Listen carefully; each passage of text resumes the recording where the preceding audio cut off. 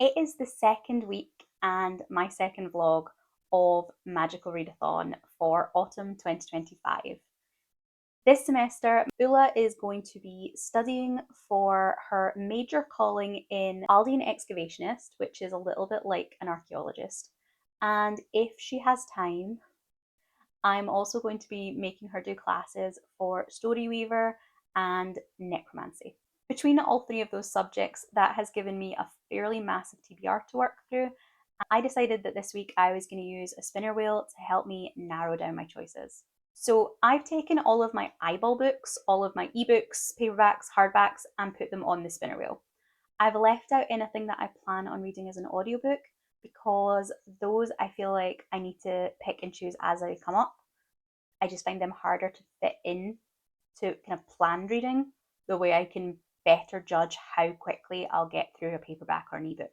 At this point, with the books I've already read last week, this leaves me with 11 books on my spinner wheel.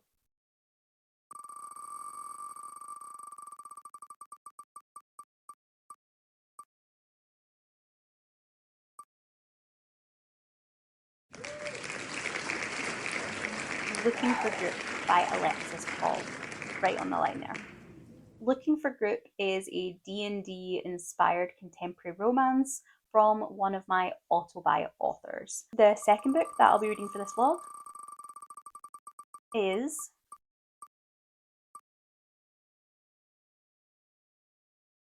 Point of Hopes by Melissa Scott and Lisa A. Barnett. This is a kind of classic fantasy world. Again, it has a queer romance. I really know nothing about this one other than I've heard that the politics and the world building are kind of their central factors. And that's what's really drawn me in. I'm really interested in fantasy books that go hard on the politics. So this one should be right up my alley. I'll probably get another book read in this vlog, but I'm just not entirely sure yet whether it will be another physical book or whether it'll be an audiobook. If I end up needing to come back and pick another paperback or ebook, I'll spin the spinner wheel again when we get there. I think the book I'm going to start with first is Looking for Group. I'm going to go buy my copy and read the first couple of chapters, and I should be able to update you, I think, on that this afternoon. So,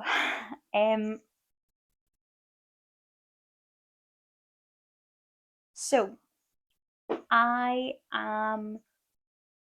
think I'm at the end of chapter 1 of Looking for Group. The chapters are pretty long, so I'm fairly certain the end of chapter 1 has put me somewhere about the 11 or 12% mark. And it's been slower going than I thought it would be.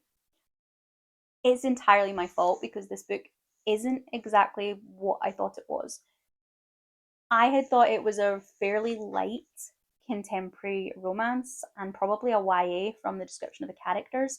And I was expecting that gamer aspect to be a nice gloss over the book. Maybe something along the lines of Take a Bow, Noah Mitchell, which is YA, or Role Playing by Kathy Yardley, which is adult. This book, though, is a bit more intense than that. This opens with a glossary of terms, all terminology that people would use if they were playing online multiplayer roleplay games. There's a lot of acronyms, there's a lot of abbreviations, there's a lot to take in. I also found that during this first chapter, the book was really heavily full of footnotes. And I don't have a problem with footnotes at all, but these books are unusual in that they're really not part of the story prose as such.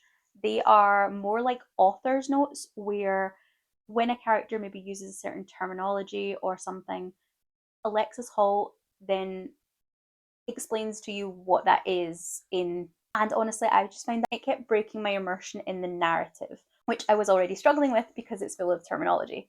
And the first chapter especially is we're with our main character, but we're in the game and they're all going up against a bad guy on a kind of a raid. So all of the dialogue in the game between our protagonist and the other characters is happening in a chat setting. It's taken me a lot longer than I thought it would to get through this first chapter. Almost to the point where I did briefly consider DNFing this one. I really don't want to though, because I do really enjoy the author's writing and I have really enjoyed him writing across other genres. And I do have faith that this is going to work out. There's an awful lot to get my head around. So, what I'm thinking going forward is that I'm going to just wing it a bit more. I'm going to read the gaming sections, the kind of the transcripts of the chats, and the bits I don't understand, I'm just going to ignore. I'm going to hope that over the course of the first couple of chapters, I will just find my way into it and the terminology will make sense to me. I'm also gonna, I think, stop reading the footnotes. They're interesting, I suppose, if you want to know more about gaming, the online community, that sort of thing. But I think they might be better at the end, read at the end, or maybe would have been better put into maybe like a short form essay or something. I don't know. I find it strange to keep breaking the narrative of the book with non-fiction from the author. I'm already struggling. I'm going to give it at least another chapter. As I said, the chapters seem to be quite big, so giving it another chapter should give me another good chunk into the book, and then I'll decide what I'm going to do. If I do decide to DNF this, the class that I am using it to sit is the one where you roll a d6 and then pick something based on page count. So it would be a fairly easy one to replace. I don't need to have a specific thing on the cover and the title or about the book or whatever. But I just don't want to.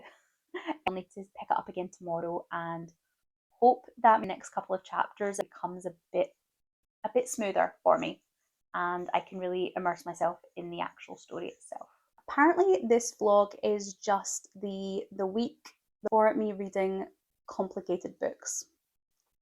I decided to take a bit of a break from looking for group while I decided whether or not I was going to continue with it, and instead I picked up Point of Hopes. This is a kind of Renaissance style fantasy world. We have lots of artisans, we have lots of sellswords, that style of thing.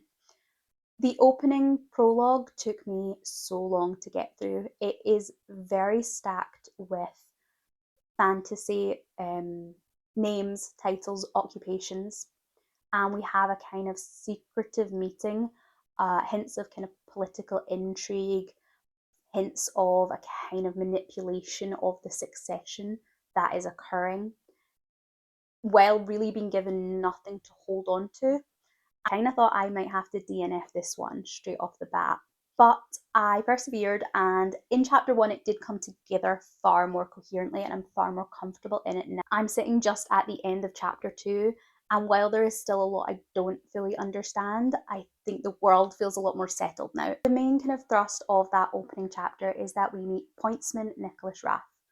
The Pointsmen are sort of like private policemen, and Nicholas has been summoned to investigate the disappearance of a butcher's apprentice.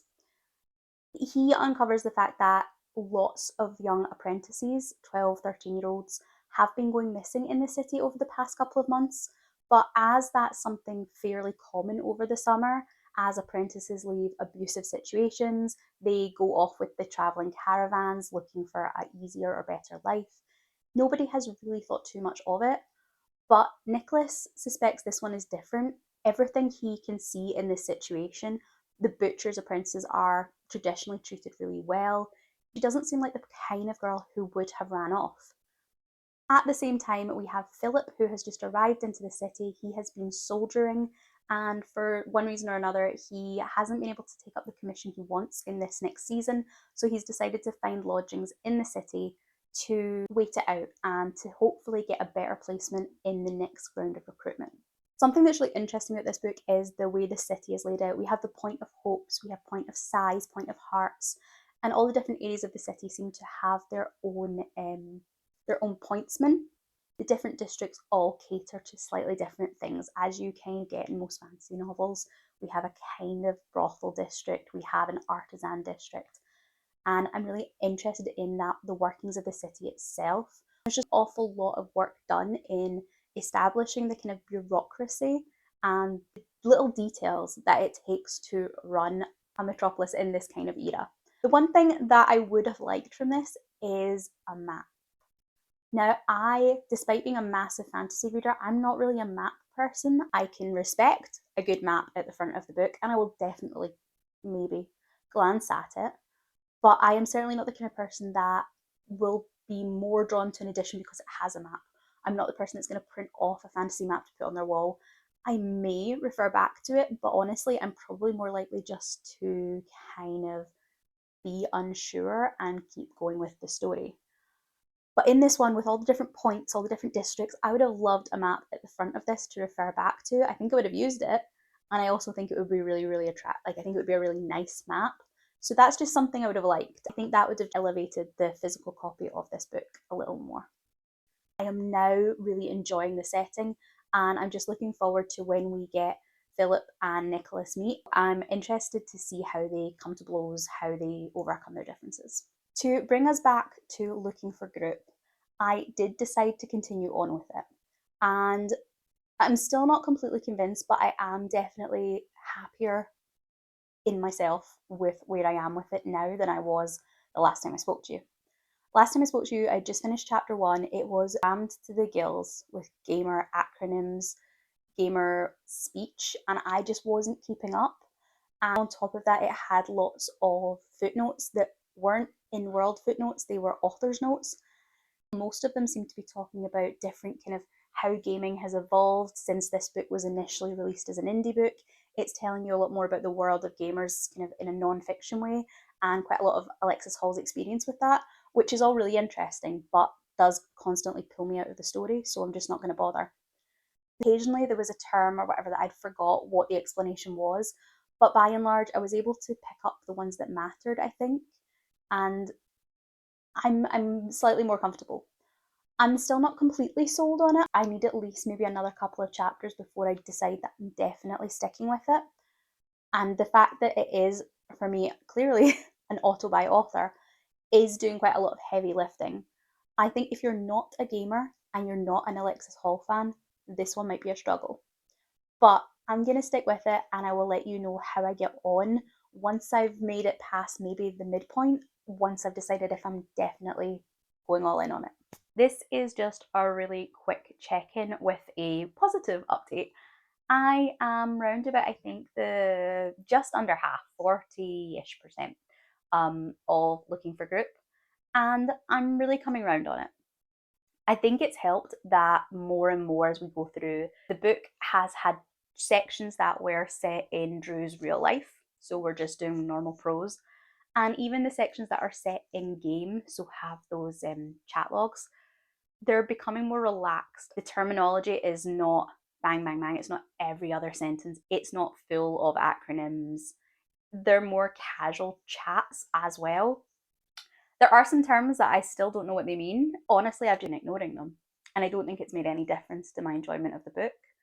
I don't need to know exactly what that acronym means to kind of get the gist of what they're saying. There were 1 or 2 points where I did look at the footnotes, but as a whole, I'm trying not to unless I'm super, super intrigued.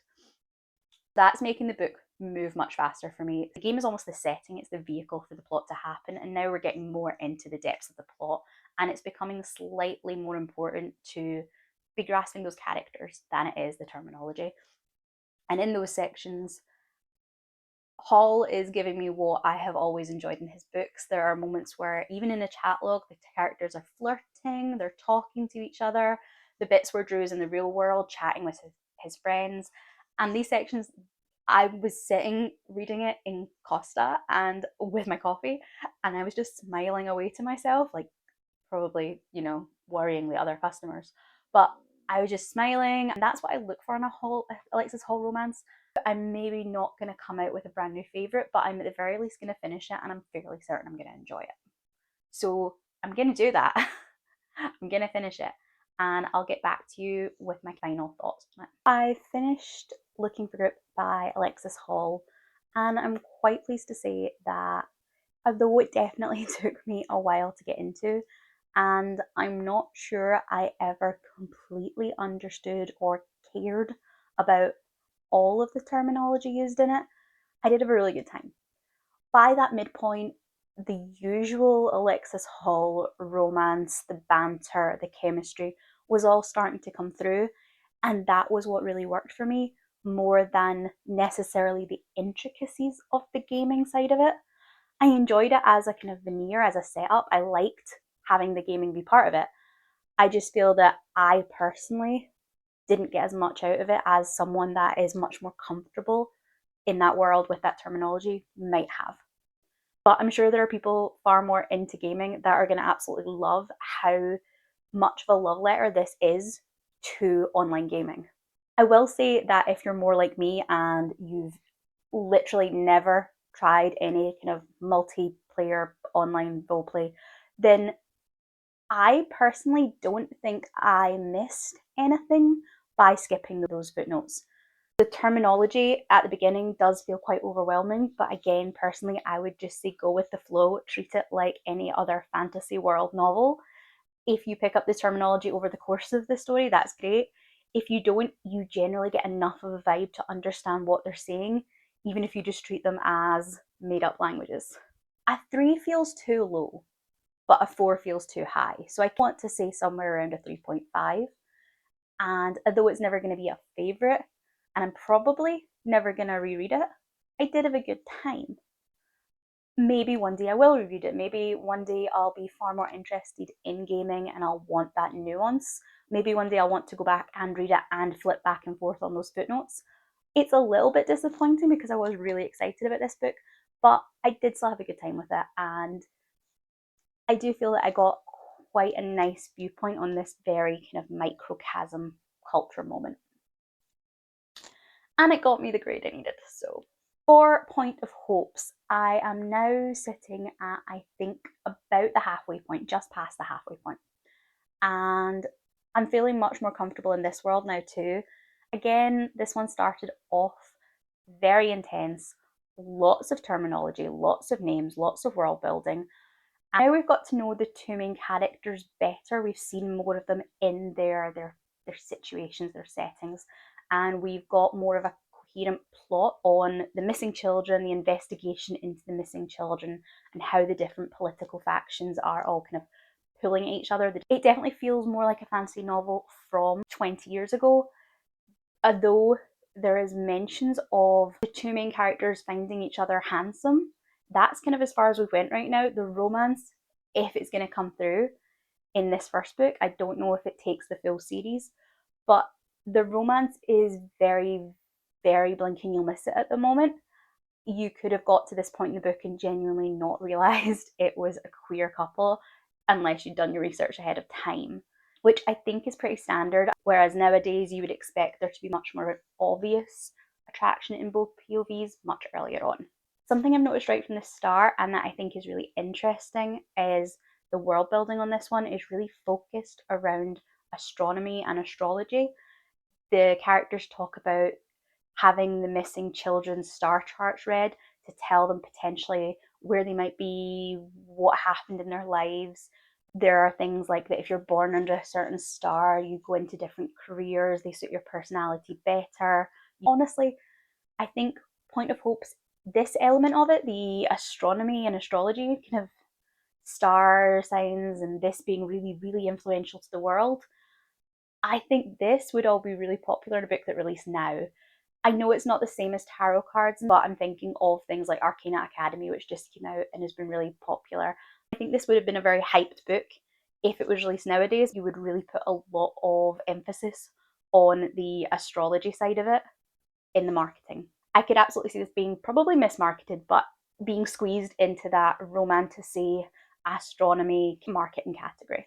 We also have some interesting language choices made, which I'm only just starting to pick up on. But when this book first came out, for English speakers, the standard, if you didn't know the gender of a person you were talking about, instead of using they, as we would probably do now, you would tend to defer to using he. In this world, if you don't know the gender of the person you're talking about, they tend to defer to she. They also, for instance, the way we would say mankind, it's womankind. And it just feels like the female pronoun, the female gender in conversations takes the lead over the masculine. And I think that's interesting. Point of Hopes really won me over by the end. I struggled to get into it. I already told you that. I found that first chapter really heavy on the world building. but it's really won me over. Having Nicholas set up as the pointsman, so this investigative character, makes me think that each book might be more like a mystery novel set in a fantasy world rather than a massively fantasy story. And I would be quite up for that. It gives me very the Cemeteries of Mallow vibe, or I guess maybe something along the lines of The Tainted Cup. So we're doing fantasy with the mystery element, but it's not an urban fantasy, something along those lines. And yeah, I'm really enjoying it. It's not cozy fantasy, but it does have elements of maybe like a fantasy of manners. So something like Sword Point by Ellen Kushner. All of those things. I'm gonna give a couple of spoilers about the romance now, so if you're not interested, just mute me for a minute.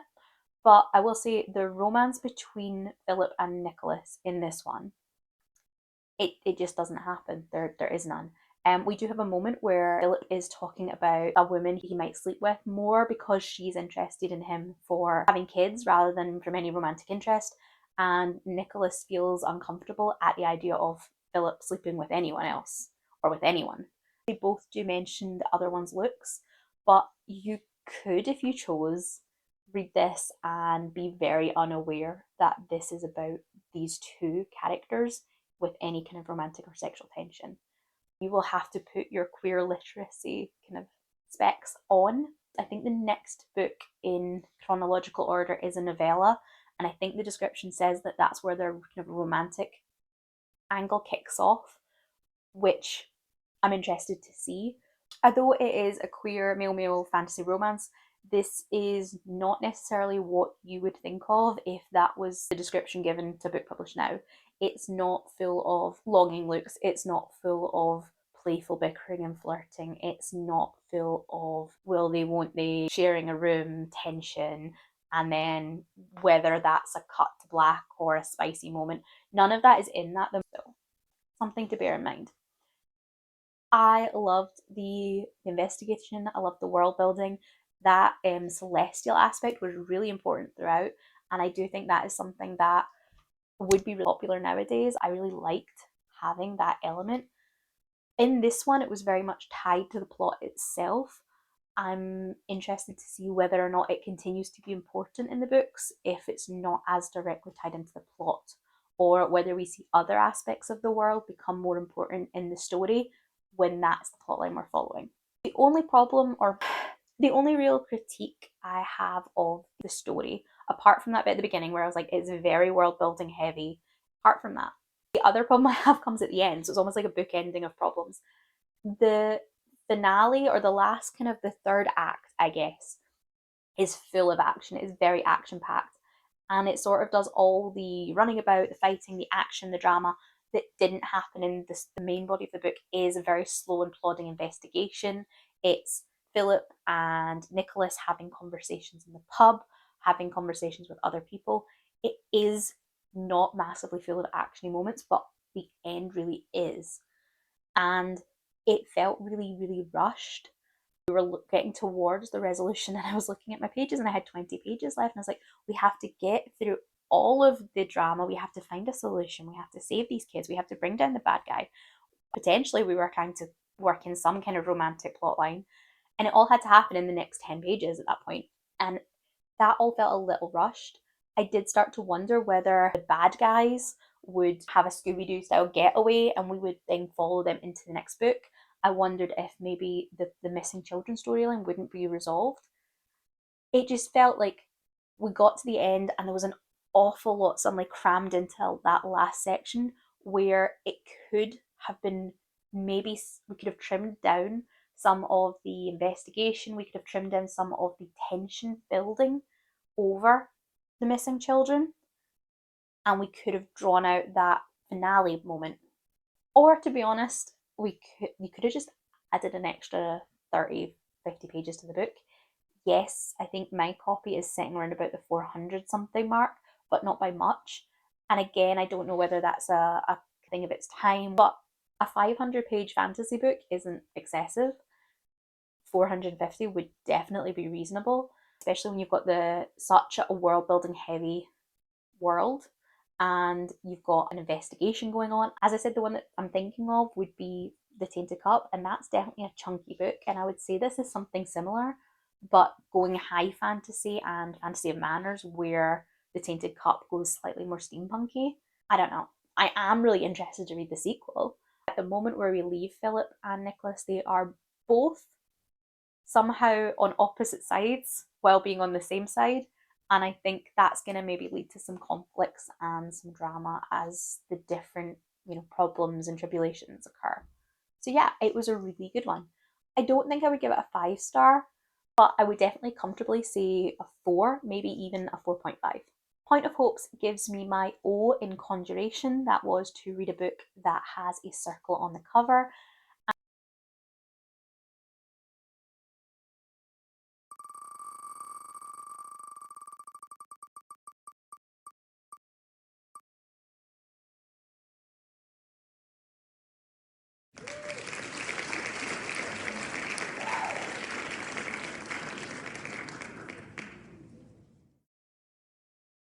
So this has apparently just been the vlog of books that I struggled with in the first couple of chapters, because Celestial Monsters, it has been no different. This is the second part of the Sunbather duology, and it's a YA, so I really wasn't expecting it to be complicated. And the first book definitely wasn't. The first book is very much the Hunger Games meets sort of Aztec mythology.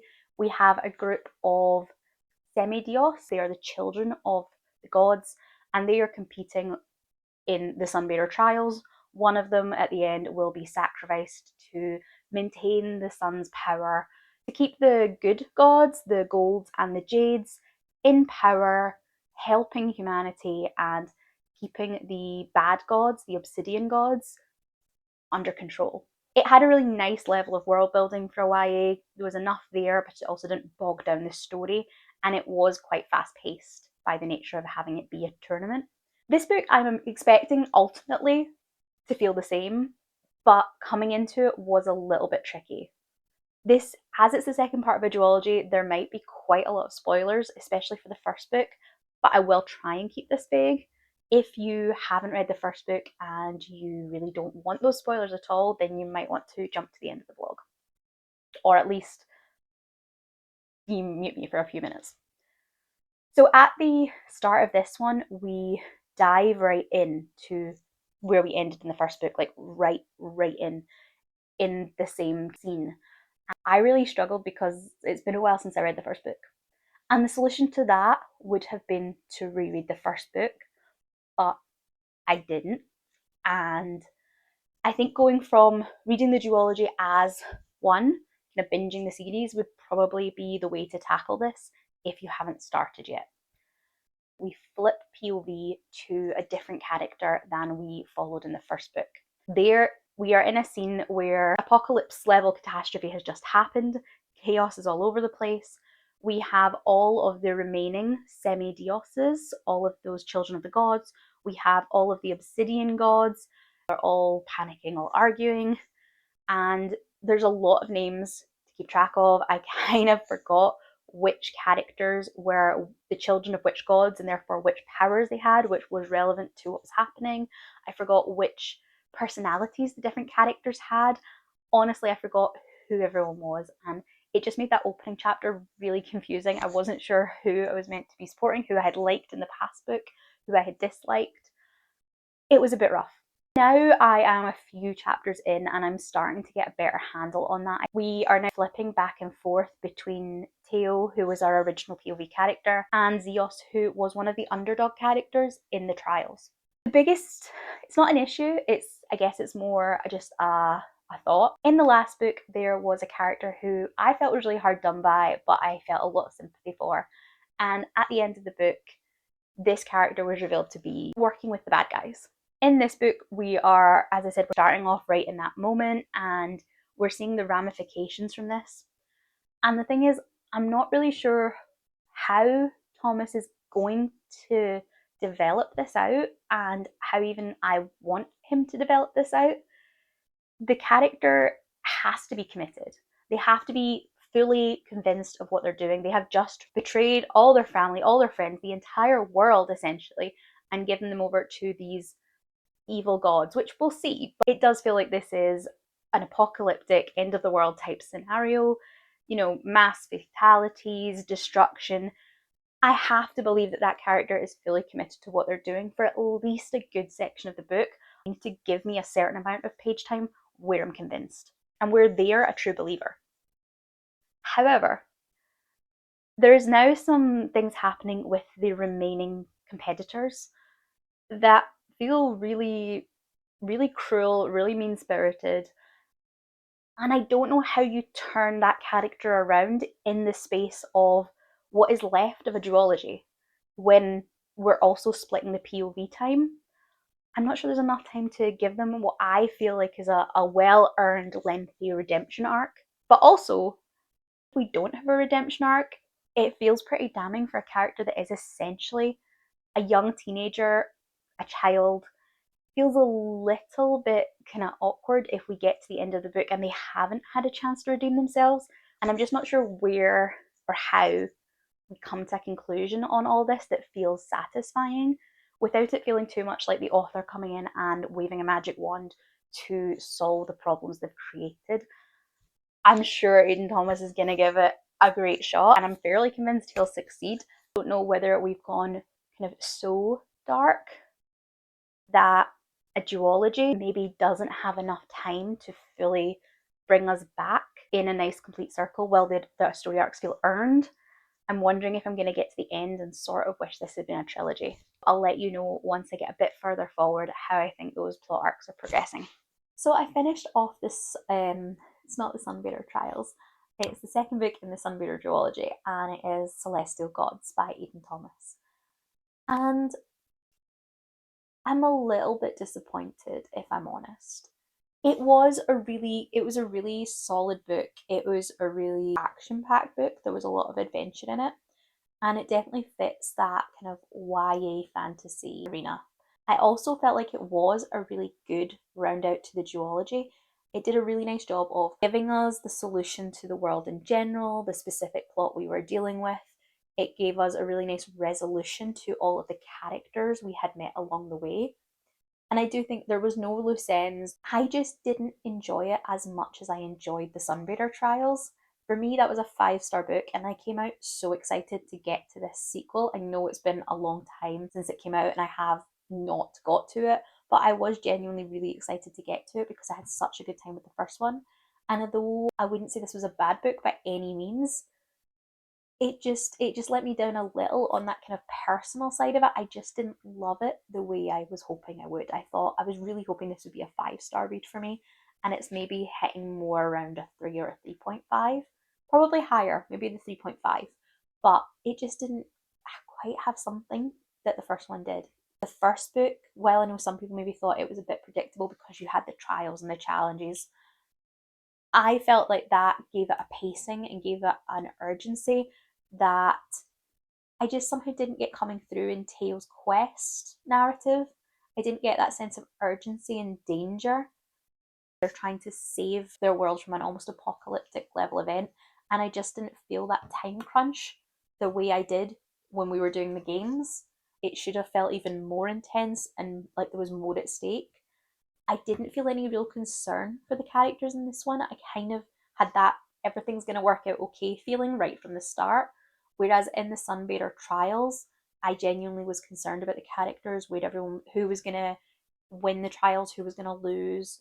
And I just didn't get that real raw emotion and that real sense of danger and urgency and tension in this one to the same level. I did say I was a little bit concerned with Zio's plotline, whether he betrayed everyone at the last book, whether now he was going to have enough space for a character arc. And Thomas does pull it off, but it just didn't go deep enough for me. The same with Teo, to be honest. Both our POV characters didn't really have much character development in this novel. We didn't really see them grow. Teo especially has kind of almost already become the best version of himself in that first book. And I love him as a character. I do love that he is not the most powerful. He is not necessarily the smartest. He is not the best of the heroes. He's probably the weakest of the three, being a jade rather than a gold.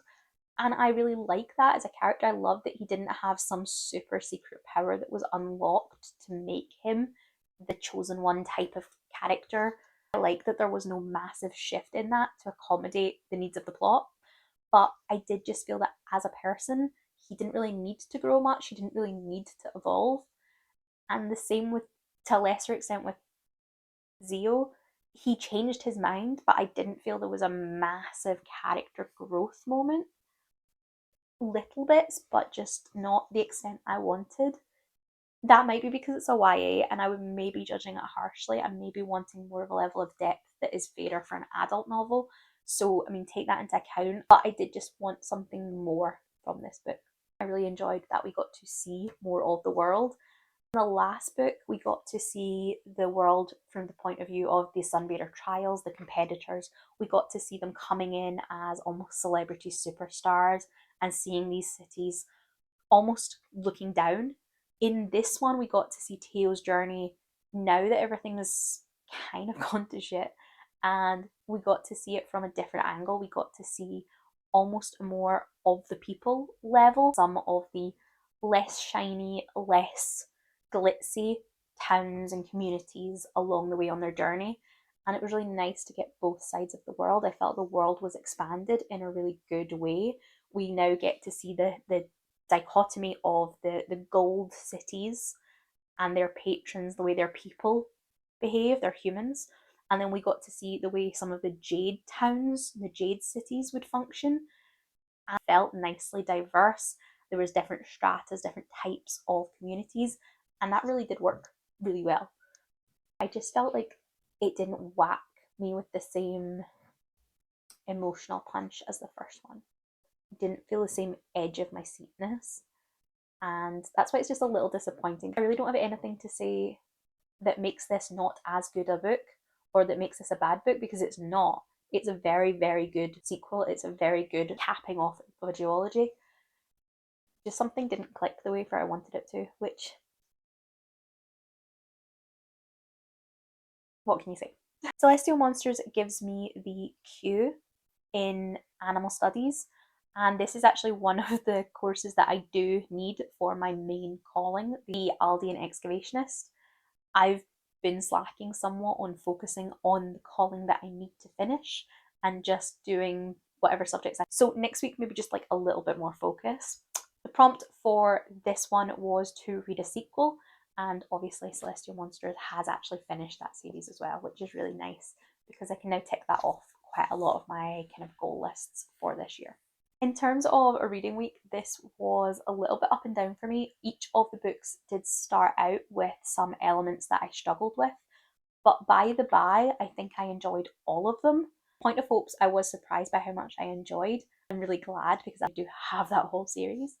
I'm still working away on some of my buddy reads, and I started the audiobook for Dungeon Crawler Carl, number 5, The Butcher's Masquerade. I'm probably not going to include that in any vlogs because I feel like it's quite far on in the series and it would be quite spoilery, but I am having a really good time with it. It's quite a long one. I think it is the longest of the books so far, and they're only going to get longer from here. This book series just seems to get better and better, and I'm really liking, or I'm really interested in, Carl's arc in this one. It's getting a little darker. We're getting quite a lot of change in his personality, and I'm really interested to see where this is going. So that's really exciting. I'll maybe give you a quick update on that in the next video once I have completed it. I still have quite a mixed bag of different genres in my TBR for the month. I still have, I think, a dystopian, a couple of cozy mysteries, a couple of urban fantasies, a romantasy that lends itself. Then I'm probably going to go for one of the cozy mysteries next. These 3 fantasies were very heavy world building. They were slightly confusing, and obviously all fantasy. I'd quite like to break that up with something a little different, and I think a cozy would be a really good way to do that. In terms of my callings, I have only done 1 book out of the 5 I need for Aldean Excavationist, but I have done most of the O-level subjects that I need overall between the 3 callings. If you have got to this point in the video, I am really grateful you stuck with me. I would love to hear your thoughts about any of the books, any of the series that I have talked about in this video, especially if you have read that Aiden Thomas one. I'd love to know what you thought of the duology books. Did you find one stronger than the other, or did you think they were both equally good? Let me know that.